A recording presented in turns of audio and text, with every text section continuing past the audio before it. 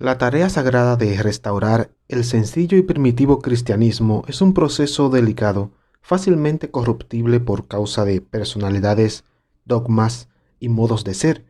El movimiento de restauración no es una placa de bronce puesta sobre una puerta de madera fina, es más bien el Espíritu de Dios que opera a través de la simiente de la fe en los corazones sinceros que reconocen el señorío del Mesías resucitado.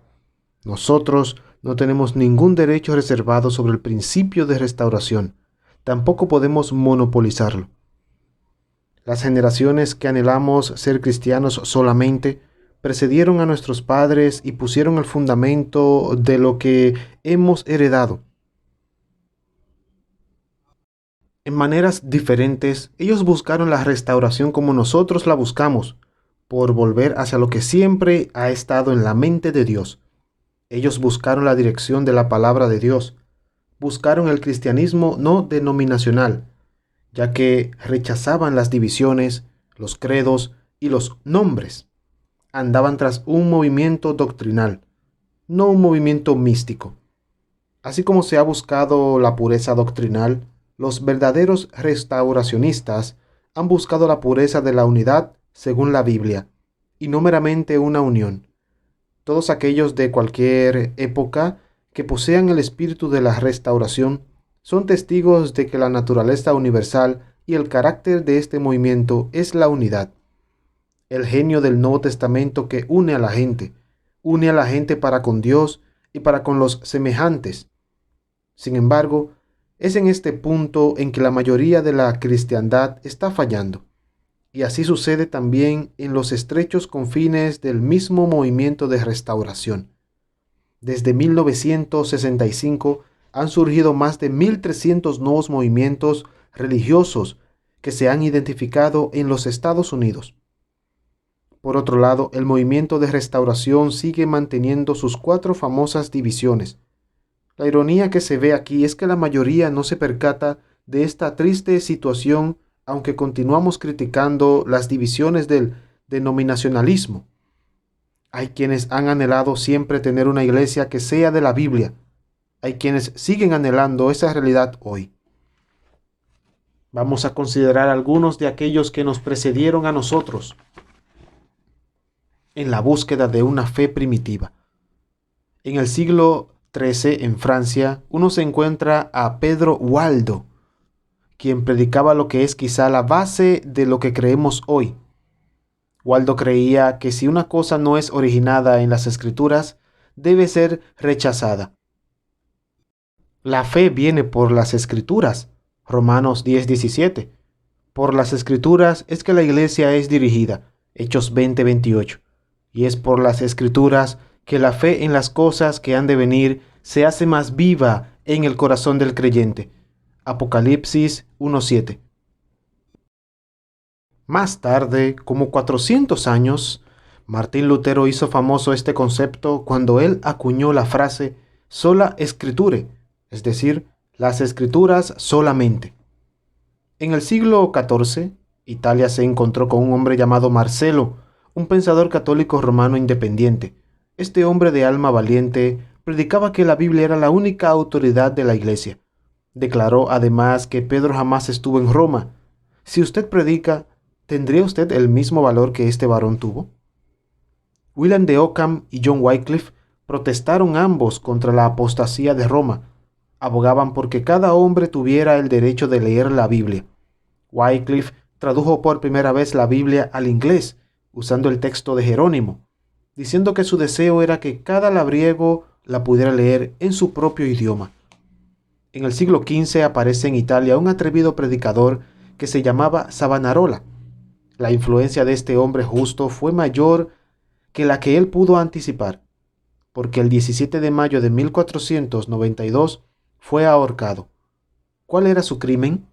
Era culpable de predicar la naturaleza y la identidad de la iglesia primitiva, y también la pureza de la vida y la doctrina. Amable lector, cuando consideramos personajes como él, me doy cuenta de lo poco que hemos hecho por la restauración. Ahora quiero presentarles a John Hus, un bohemio discípulo de John Wycliffe. Hus creía y predicaba que Jesús es la cabeza de la iglesia y no el Papa de Roma. Creía que la palabra de Dios era la única autoridad en asuntos de doctrina. Sin embargo, el concilio de Constanza lo procesó y lo quemó vivo en la hoguera. Su mujer, cuyo único crimen era ser la esposa de Hus, fue solamente ahogada como un acto de consistencia humana. No hay que maravillarse de la gente que no quiere tener nada que ver con lo que ellos llamarían la religión organizada. Pero ¿no ve usted que hay un modelo así de semejante desde la antigüedad? Estos grandes hombres erraban en puntos diferentes. Sin embargo, todos ellos podían ver con toda claridad cada hilo tejido del tapete de la restauración. Todos lo vieron y por eso mantuvieron la posición. Los admiro a ellos mucho más que a nuestros activistas de hoy. En el mismo siglo encontramos a John Wesley, quien puede ser el primero de la generación de los verdaderos reformadores que surgieron en el siglo XVI.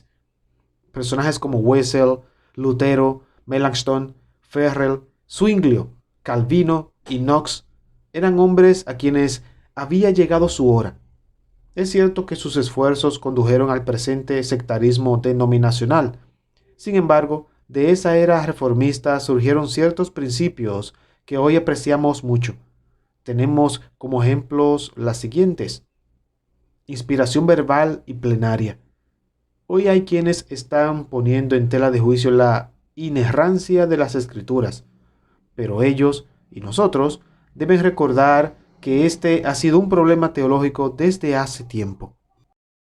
La autoridad de las escrituras. Por muchos años el punto de vista católico romano ha sido que cualquier cosa no prohibida por la escritura es permisible. Desde luego la aplicación de este principio es muy amplio, dejando lugar para innumerables aberraciones y dogmas de origen papal. El punto de vista reformista fue: cualquier cosa que no es mandada es prohibida. Por supuesto que esta declaración se torna muy limitada, ya que eliminaría hacer muchas cosas como reunirse en capillas, etc.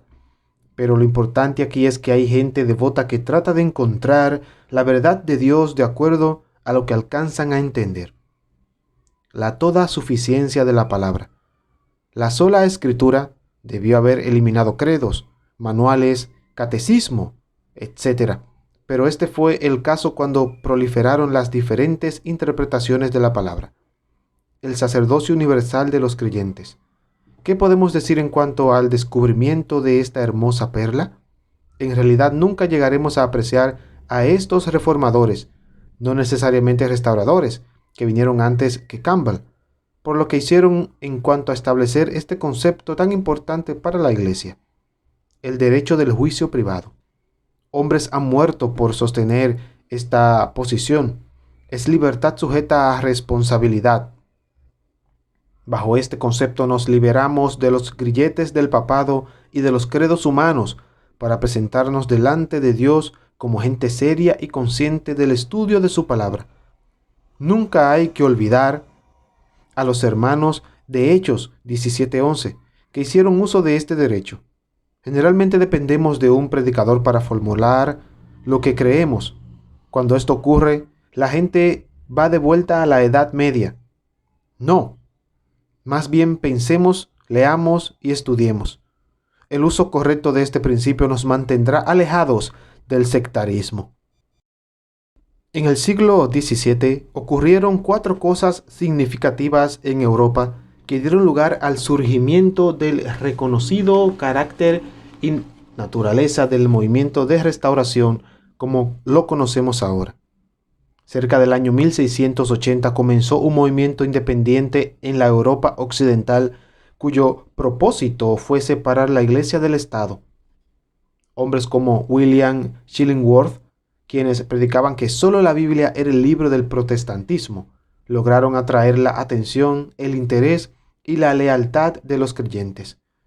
En Alemania, Ruperto Meldinio acuñó la frase: en las cosas esenciales, unidad; en las no esenciales, libertad; y en todas las cosas, caridad.